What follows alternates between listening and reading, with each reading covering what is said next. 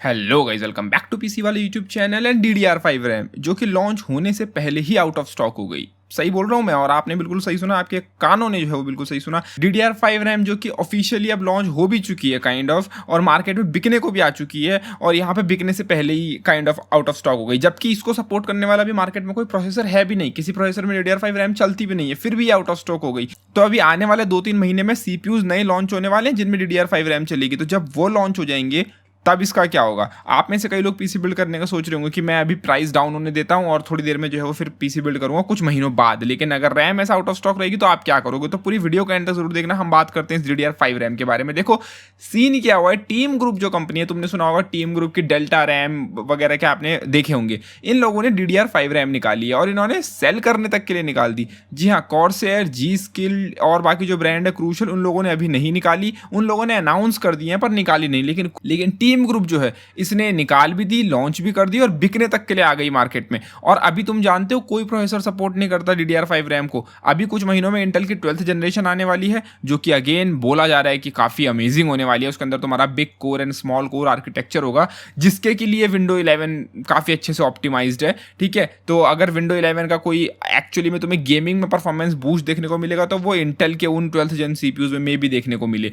तो ये किट जो है वो सेल में जाती है, यानी कि बिकने के लिए जाती है न्यूएक पे और अमेजॉन पे। इसकी जो है अगर मैं स्पीड की बात करूं तो ये है 4800 मेगाहर्ट्ज की, 32 GB की ये है, 16 GB के 2 स्टिक्स यानी 32 GB की 4800 मेगाहर्ट्ज। और ये JEDEC स्पेक है। JEDEC का मतलब होता है कि जो तुम्हारी ये रैम इन सब की स्पेसिफिक, ये पूरी काइंड ऑफ तुम समझ लो एक काइंड ऑफ एक ऑर्गेनाइजेशन टाइप है, या फिर मेरे को एग्जैक्ट वर्ड नहीं मिल रहा तो मैं ऑर्गेनाइजेशन के साथ जा रहा हूँ। तो तुम जैसे देखोगे DDR3, DDR4, अब DDR5, इन सब के लिए JEDEC ने अपनी स्पेसिफिकेशन बनाई हुई है कि अगर तुम एक DDR5 रैम निकाल रहे हो या एक DDR4 रैम निकाल रहे हो तो उसकी तुम्हारी कम से कम एक स्पेसिफिक बेस रिक्वायरमेंट ये होनी चाहिए। तो JEDEC की जो स्पेक्स होती हैं वो बहुत लूज होती हैं, बहुत ढीली होती हैं, वो बहुत एकदम काइंड ऑफ कंजर्वेटिव रह के जो है वो सब कुछ तय करते हैं। तो इन्होंने यहाँ पे जो है वो तुम्हारी जो फ्रीक्वेंसी है वो 4800 है, लेटेंसी CL40 है, बहुत ज़्यादा हाई लेटेंसी CL40, क्योंकि आज के ज़माने में तुम्हें DDR4 रैम मिल जाएगी जो 4800 मेगाहर्ट्ज CL12 CL14 ऐसी कर देगी, और ये CL40 है, 4040। ठीक है, तुम्हें CL14 करने वाली रैम मिल जाएंगी DDR4 में।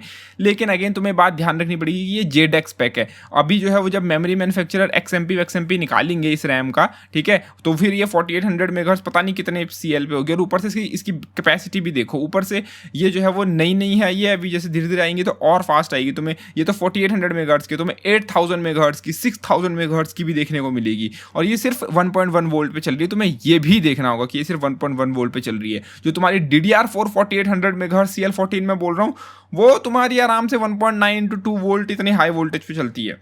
ठीक है, तो उसके मुकाबले ये काफ़ी अच्छी है और ऊपर से स्टार्टिंग की है। तो भाई लोगों ने इसको आउट ऑफ स्टॉक कर क्यों दिया। $310 की लॉन्च हुई थी, लॉन्च प्राइस इसका था $400, लेकिन फिर भी लो प्राइस पे बिक रही थी 310 के, लेकिन लोगों ने इसको आउट ऑफ स्टॉक कर दिया जबकि कोई CPU भी नहीं है ना। यहाँ पे ऐसा क्यों हुआ, तो इसके मल्टीपल रीजन हो सकते हैं। जैसे कि पहला तो लोग बोल रहे हैं कि जो तुम्हारे बायर्स हैं जो कि वेट कर रहे हैं आपकी तरह कि मैं फ्यूचर में PC बिल्ड करूंगा, 2-3 महीने बाद दिवाली में PC बिल्ड करूंगा, रक्षाबंधन के टाइप पे सेल में PC बिल्ड करूंगा, और इंटेल की 12th जनरेशन आएगी उस पर लेटेस्ट PC बिल्ड करूंगा।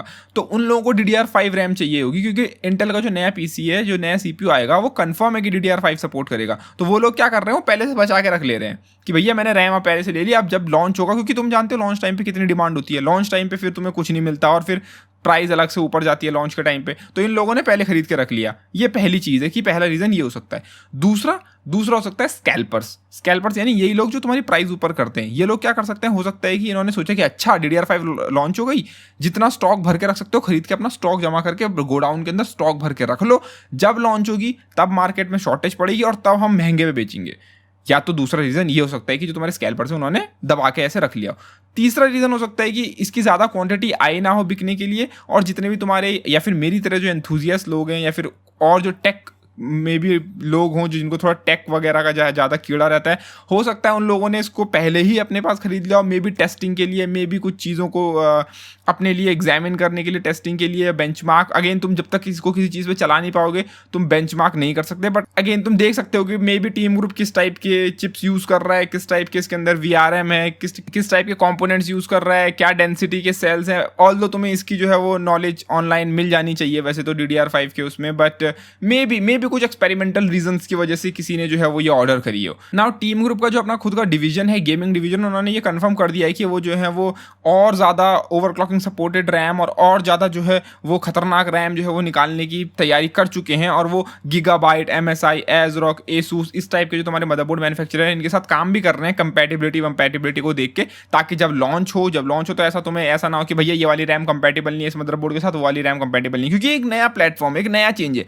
अभी तो DDR4 इतना मैच्योर हो चुका है कि तुम कोई भी मदरबोर्ड किसी भी रैम किट के साथ लगाओगे DDR4 में, एटलीस्ट अगर हाई फ्रीक्वेंसी पे नहीं तो एटलीस्ट 2133 मेगाहर्ट्ज पे चल जाएगा, तुम्हारा पीसी बूट हो जाएगा, ठीक है। लेकिन जब नया कुछ भी लॉन्च होता है तो तुम जानते हो कि जब Ryzen फर्स्ट जन लॉन्च होता तो उस वक्त पे क्या खतरनाक मेमोरी के इश्यूज आते थे, ठीक है, क्योंकि फर्स्ट टाइम AMD ने कुछ नया निकाला था, इन्फिनिटी फैब्रिक उस वक्त पे नया था, ठीक है, ये आर्किटेक्चर पूरे तरीके से नया था। तो उस वक्त से जो है वो ये लोग मदरबोर्ड मैन्युफैक्चरर के साथ अभी से काम कर रहे हैं, तो तुम्हें इसी साल कुछ महीनों में DDR5 देखने को मिलेगी। आप में से कई लोग पीसी बिल्ड करने का सोच रहे होंगे, तो अगर आप इंटेल बेस्ड पीसी बिल्ड करने का सोच रहे हो, अगर आप सोच रहे हो कि भैया मैं DDR5 लेटेस्ट एकदम खतरनाक पीसी बिल्ड करूंगा, यू कैन वेट। बेंचमार्क कैसे होंगे, परफॉर्मेंस कैसी होगी, वो हम देखने पे, फ्यूचर में इंटेल के CPU कैसे होंगे वो हम बाद में देखेंगे, क्योंकि अगेन ये चीज़ जो है वो बेंचमार्क लॉन्च जब हाथ में हो जाएगी तभी कर सकते हैं, अभी मैं ऐसे ही आपको बोल नहीं सकता। पेपर में तो भाई इंटेल के खतरनाक ही लग रहा है सुनने में कि मतलब कुछ खतरनाक ही निकालने वाला है, लेकिन एक्चुअल में वो कैसा होता है, रियलिटी में कैसा होता है,